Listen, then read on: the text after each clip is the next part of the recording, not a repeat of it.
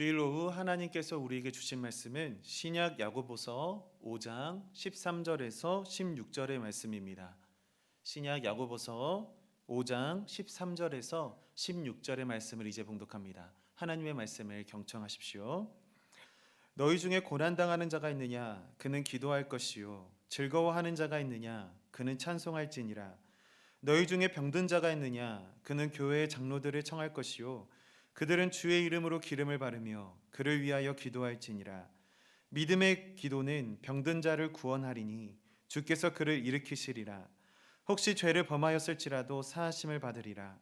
그러므로 너희 죄를 서로 고백하며 병이 낫기를 위하여 서로 기도하라. 의인의 간구는 역사하는 힘이 큼이니라. 아멘. 잠시 기도하겠습니다. 사랑해 주님 감사합니다. 힘들고 어렵고 그래서 고난당하는 것 같은 지금 이 시기에 저희를 기억하여 주셔서 하나님의 말씀 앞에 서게 하여 주심을 감사드립니다. 우리를 의인 삼으시고 하나님의 말씀으로 기도하게 하여 주신 그 은혜에 감격할 수 있는 시간 되도록 주님 인도하여 주시옵소서. 주님께서 이 시간 함께하여 주실 줄 믿사오며 이 모든 말씀 예수님의 이름으로 기도드렸습니다. 아멘. 우리가 인생을 살아가다 보면 여러 가지 문제를 경험할 때가 있습니다. 그런데 우리가 모든 문제에 대해서 기도하겠습니다, 기도합니다 라는 보편적인 말로 대답하는 그러한 그리스도인들을 많이 볼 때가 있습니다. 특히나 지금 이 시기 하루 확진자가 60만 명이 넘어가는 이런 상황 속에서도 이런 어려운 시기일수록 더욱 그런 것 같습니다. 확진되시는 분들이 너무나도 많고 그런 분들을 볼 때마다 또 코로나 이외의 다른 일들로 아파하시는 분들이나 생활적인 상한 부분에서 어려운 분들을 경험하신 분들을 볼 때면 네, 기도하겠습니다 라고 대답할 때가 너무나 많이 있는 것이죠. 사실 모든 그리스도인들이 그런 것은 아니지만 주변 누군가가 그러한 삶의 어려운 부분에 부딪혔을 때 우리는 개의치 않고 그저 그것에 대해서 기도하겠습니다 라는 말을 건넬 때가 많이 있다라는 겁니다. 사실 한편으로 생각해 보면 그러한 문제를 당한 당사자와 똑같은 문제를 경험해 보지 않은 사람이 그에 대해서 위로를 전한다라는 것, 그것은 너무나도 어려운 일이 아닐 수 없습니다. 무척이나 어려운 일이기도 하죠. 그렇기 때문에 그리스도인으로서 내가 저 사람을 위해서, 저분을 위해서 무엇을 할 수 있을까 고민을 해볼 때 당장 내가 할 수 있는 최고의 말, 위로의 말이 무엇인가? 그것은 그 문제를 위해서 제가 함께 기도하겠습니다 라는 말이 아니었을까? 그 말일 수밖에 없는 것이 아닐까라는 생각을 하게 되는 겁니다. 어떤 분이 질병 때문에 아파한다라고 생각을 해봅시다. 근데 그 질병을 경험해 보지 못하고 그 질병 때문에 직접 아파 보지 못한 사람이 그 사람에 다가가 아유 공감합니다, 위로합니다 라고 전하는 말은 그 위로는 한계가 있습니다. 오히려 그 진심으로 아파하는 그분에게 상처가 될 수 있다라는 겁니다. 그렇기 때문에 잘못 전한 이 위로의 말은 섣부르고 위험한 그런 위로가 될 수 있다라는 겁니다. 사랑하는 여러분, 사실 생각해 보면 고난당하는 사람에게 다가가 이들을 위해 기도한다라는 것만큼, 그러한 고백만큼 귀한 것은 없습니다.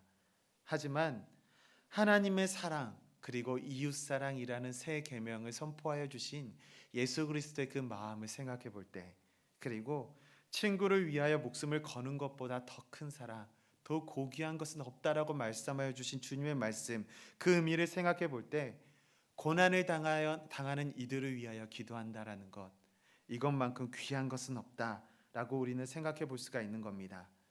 하나님께 나를 위한 기도가 아니라 전적인 타인을 위하여 기도한다는 것, 이것은 어쩌면 자신의 생명을 내어놓고 기도한다라는 것, 이것과 의미가 같은 것은 아닐까 생각해 볼 수가 있는 것입니다. 그래서 기도하겠습니다 라는 이 말은 곧 내 생명을 내려놓고 그것을 위해 기도하겠습니다 라는 의미가 되는 것이죠. 그런데 문제는 여기에서부터입니다. 기도하겠습니다 라는 말을 분명히 건네긴 했는데 그 기도를 하지 않게 된다라면 문제가 생기는 것이죠. 기도한다는 것은 곧 하나님께 아뢰겠다라는 말입니다. 하나님과 그리고 하나님께 나의 마음을 올려드리겠다는 말이기도 하죠. 하나님과의 약속이기도 한 것입니다. 그런데 그 약속을 해놓고서도 내가 기도하겠습니다라는 그런 말을 그 고난당하는 이를 향해서 전달하고 또 그를 통해서 하나님과 약속했음에도 불구하고 기도를 하지 않는다. 이것은 무엇을 의미하는 것이겠습니까? 하나님 앞에서 그분과의 약속을 불이행하게 되었다라는 것을 의미하는 겁니다. 그래서 기도하겠습니다라는 이 말이 한편으로는 일시적으로 위로의 말이 될 수도 있습니다. 아, 저분이 나를 위해서 기도해 주시는구나 라는 그러한 위로의 말로 들릴 수 있습니다.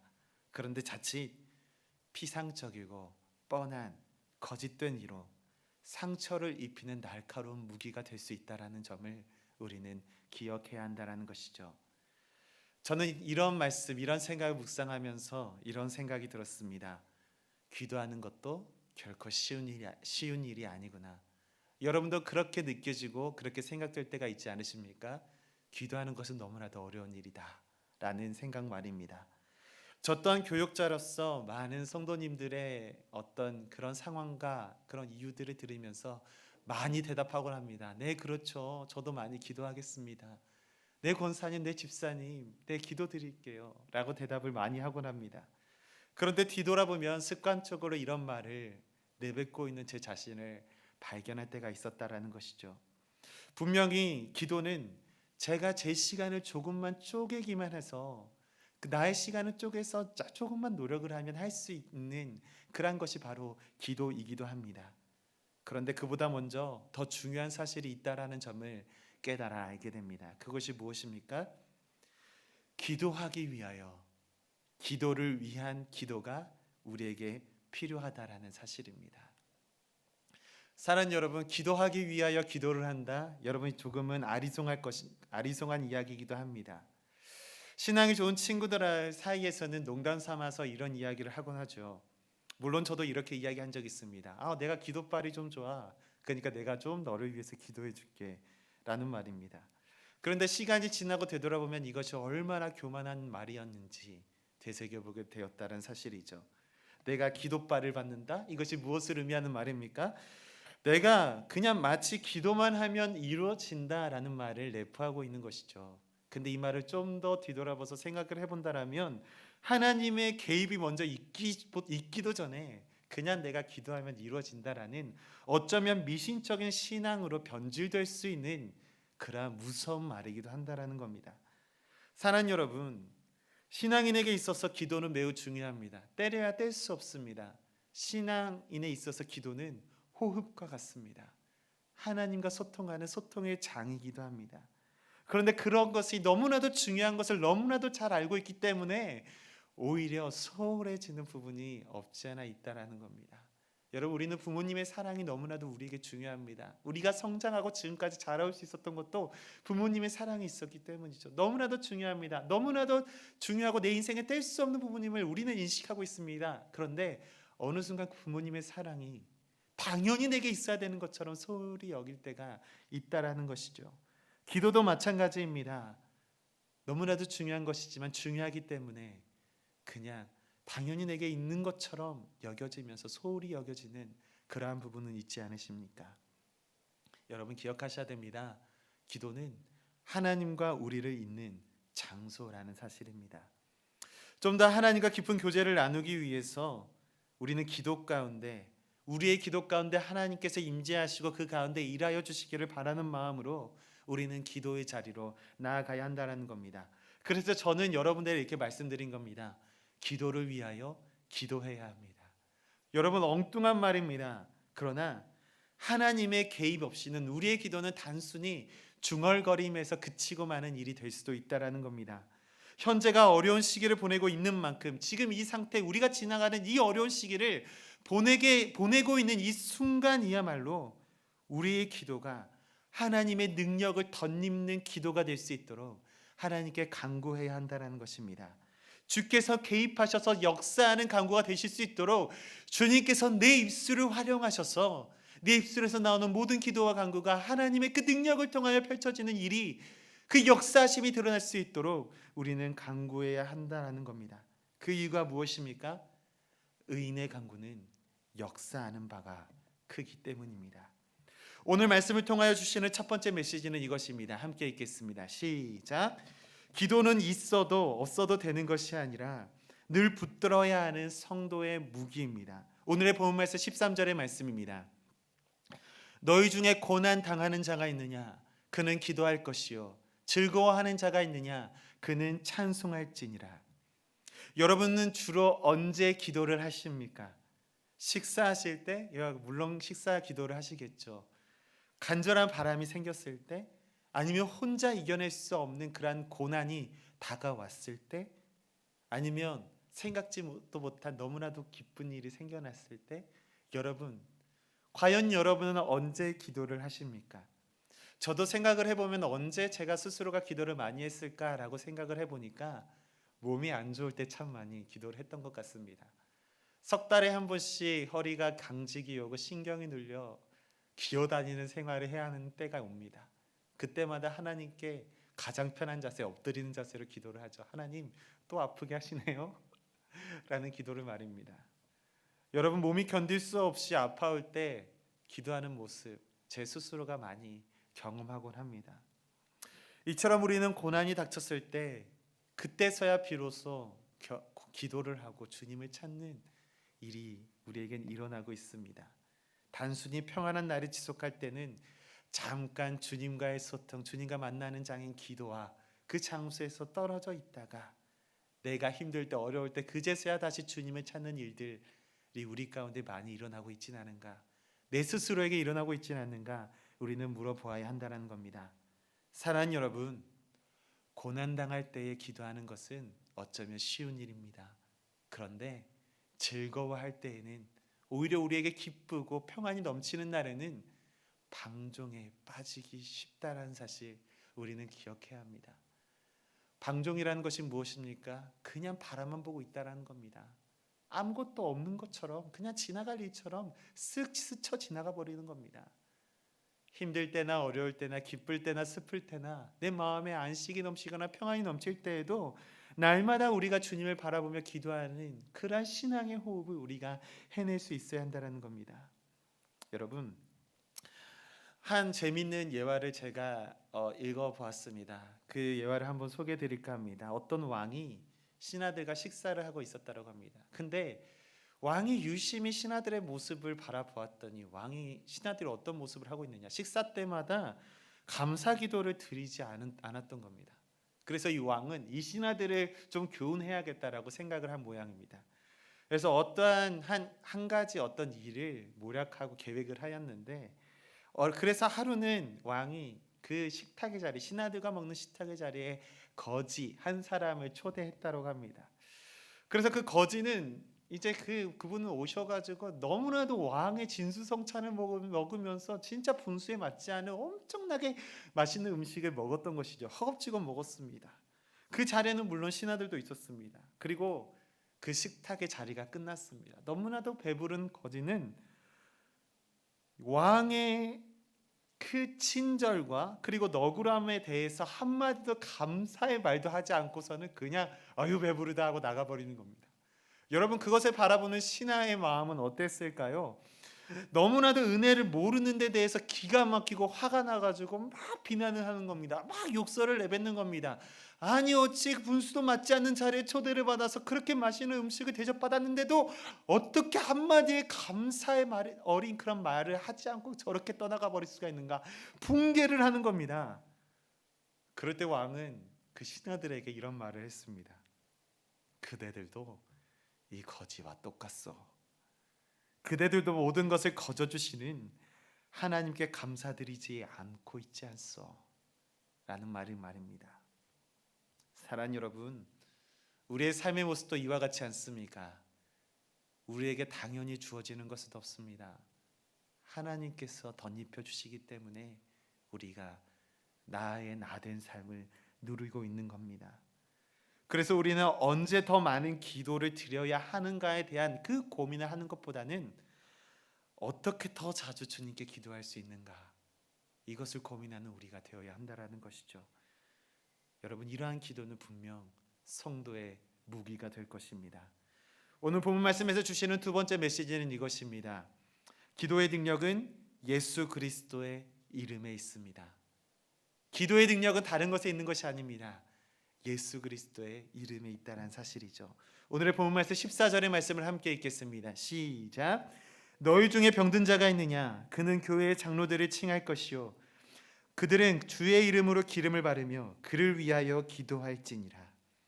여러분, 한국 사회에는 다양한 기도의 문화가 존재합니다. 여러분, 다양한 기도의 문화가 존재한다라는 것은 또 무엇을 의미합니까? 그만큼 이루고자 하는 간절한 바람들이 이 땅에 깃들어 있다라는 것입니다. 부모로서의 바람, 학생으로서의 바람, 사업가로서의 바람, 남편 혹은 아내로서의 바람, 그리고 정이라는 한국 특유의 어떤 그런 감성으로 나보다 타인을 좀 더 생각하고 기억하길 원하는 그러한 정서에서 비롯되는 그런 바람들은 꼭 신앙인이 아니더라도 기도라는 모습으로 나타날 때가 있다는 겁니다. 그것이 한국 문화에서 나타나는 기도라는 것이죠. 신앙을 갖지 않는 사람들도 아이고 기도해야죠. 아이고 하나님 부처님 아이고 기도합니다. 제발 이기게 해주세요. 내가 원하는 이 스포츠팀이 이기게 해주세요. 이렇게 다양한 모습으로 기도라는 것을 우리는 우리의 정서상, 한국인의 정서상 받아들이고 있다는 겁니다. 여러분, 우리나라에는 여러 가지 종교들이 존재했습니다. 특정 동식물을 신성하게 여기는 원시신앙으로 불리는 토테미즘, 그리고 자연의 그 속에 깃들어 있는 정령들과 소통하기 원하는 애니미즘, 그리고 신적인 존재를 직접 불러들이는 그 중개자 역할을 하는 샤머니즘의 주술적 기도들이 예전부터 아주 오래된 우리나라에 자리 잡고 있는 그런 신앙, 토착 신앙의 모습들로 있었다라는 것이죠. 이를테면 이른 새벽에 정화수를 떠놓고 기도를 드렸던, 나의 가족들의 안위와 나의 자녀들의 평안을 위해 기도드렸던 어머님들의 기도, 그리고 무당을 불러서 집안의 위기를 극복하고자 했던 그런 굿 행위들, 우리가 직접 경험해보지 않았지만 이런 모든 것들은 우리 너무나도 잘 알고 있다는 겁니다. 익히 너무나도 잘 알고 있다고 이야기할 수 있을 정도로 익숙한 문화로 우리 가운데, 우리 곁에 있다는 겁니다. 여러분, 왜 토록 이렇게 많은 기도의 모습들이 있을까요? 왜 이런 많은 신앙, 주술적 행위들이 우리 가운데 여전히 남아있는 것일까요? 간절한 마음이 있기 때문이죠. 근데 반대로 말해본다면 그만큼의 다양한 아픔들이 이 땅에 존재한다는 겁니다. 여러분, 다양한 기도의 형태가 존재한다는 것은요, 신학적으로 이야기해본다면 종교다원주의에 빠지기 쉬운 오류가 될 수 있다는 점, 우리는 기억해야 한다는 겁니다. 종교다원주의가 무엇입니까? 구원받을 수 있는 이유, 그런 구원받을 수 있는 방법들이 여러 가지가 있다는 겁니다.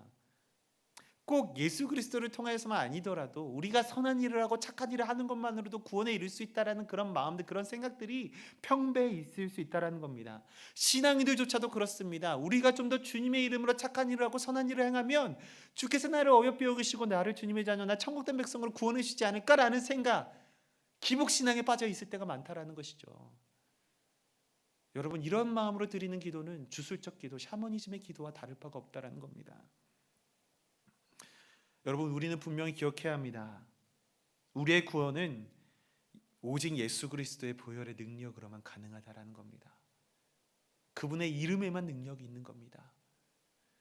그분의 이름에 우리의 삶을 맡겨드릴 때 하나님께서는 그 입술, 우리의 입술을 통하여 일하여 주신다라는 겁니다. 그 보혈의 능력을 힘입어서 우리는 구원을 받았으며, 그 능력의 이름을 힘입어 우리는 간절한 간구의 기도를 하나님께 올려드릴 수 있게 된 것입니다.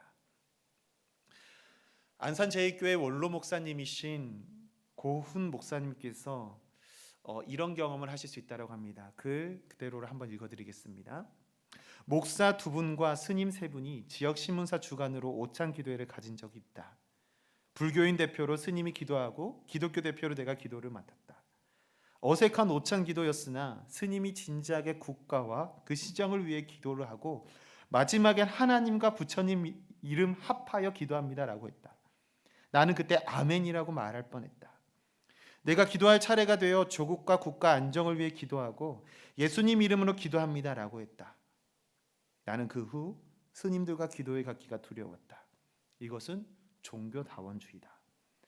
누구 이름으로 기도한들 무슨 소용인가? 기도만 하면 됐지. 승려인 나도 하나님 이름 넣고 기도했으니 목사인 당신도 부처님 이름 넣고 기도하시오. 마치 이렇게 요구하는 듯했다. 오직 구원은 예수 이름밖에 없다. 그분이 내 구주인 것을 감사한다 라는 말을 하셨습니다.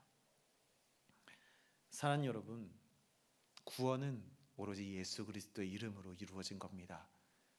그 사랑 안에 거할 때 우리가 하나님의 자녀가 될 수 있는 겁니다.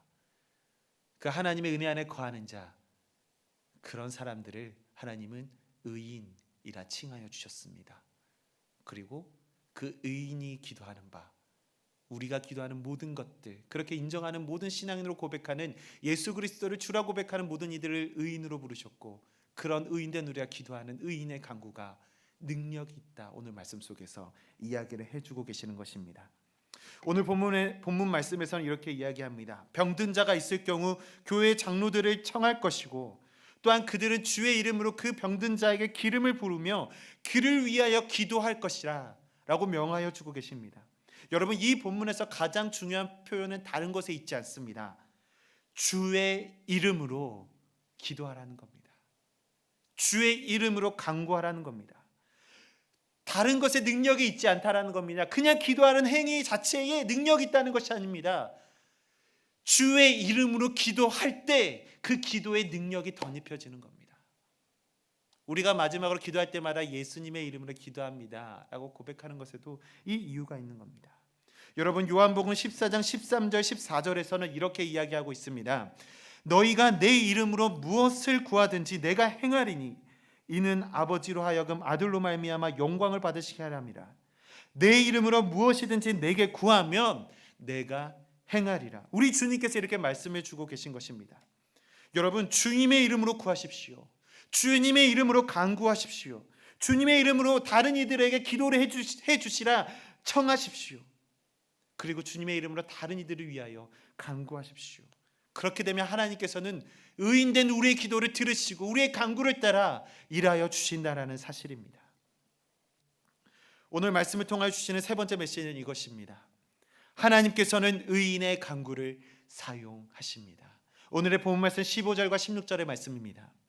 믿음의 기도는 병든 자를 구원하리니 주께서 그를 일으키시리라. 혹시 죄를 범하였을지라도 사하심을 받으리라. 그러므로 너희 죄를 서로 고백하며 병이 낫기를 위하여 서로 기도하라. 의인의 간구는 역사하는 힘이 큼이니라. 여러분, 오늘 하루의 확진자, 어제 자정을 기점으로만 60만 명이 넘었다라는 사실을 보았습니다. 아프죠. 고통스럽죠.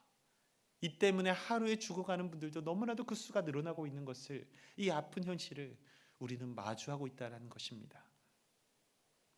여러분, 이 시기에 가장 필요한 것이 무엇일까요? 믿음의 기도입니다. 의인의 간구입니다. 방금 읽어드렸던 15절 16절 이 본문에서 나타나는 기도의 능력은 크게 두 가지로 나타나고 있습니다. 첫 번째는 병든 자가 구원을 받는 것, 즉 다시 말해서 병든 자가 낫게 되는 것, 이것이 첫 번째 기도의 능력이라 나타납니다. 두 번째는 무엇입니까? 죄를 사함받는 것. 이것이 지금 이 말씀 속에서 나타난 기도의 능력으로 나타나고 있는 겁니다. 그런데 이 두 가지의 기도의 능력이 나타나기 위해서는 전제되는 조건이 있음을 또한 본문에서는 이야기하고 있습니다. 그것이 무엇입니까? 15절 초반에 나오는 믿음의 기도라는 겁니다. 여러분, 믿음의 기도라는 것이 무엇입니까? 믿음의 기도는 하나님께 대한 전적인 신뢰로 드리는 이 기도일 뿐만 아니라 하나님의 주권적인 뜻에 순복하는 기도, 이것이 바로 믿음의 기도라는 겁니다.